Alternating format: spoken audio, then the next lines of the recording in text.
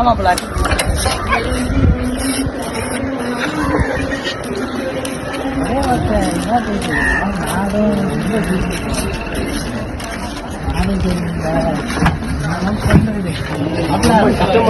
அதான் காலமே வந்து மற்ற கரிகாலம் ஆகி போச்சுலாம்.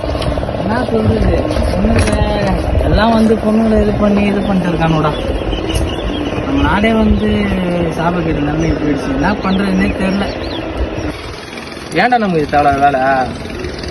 இதால் நமக்கு இன்னும் ஒரு 10 கிலோமீட்டர் போதுமே கிடையாது. நான் ஒரு ஐடியா சொல்லவா? சொல்கிறேன் மாப்பிள்ள. இப்போ தான் ட்ரெண்டிங்கில் போயிட்டு இருக்கல அந்த பொண்ணுங்க மேட்ருலாம், அதெல்லாம் பண்ணுவோமா? பொண்ணுங்க மேட்ரா?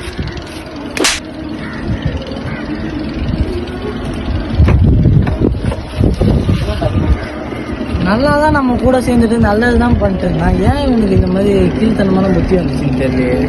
ஒரு வேலை யாரு கூட சேர்ந்து இந்த மாதிரி யோசிக்கிறானா? என்ன ஒரு இடமும் புரிய மாட்டேங்குது.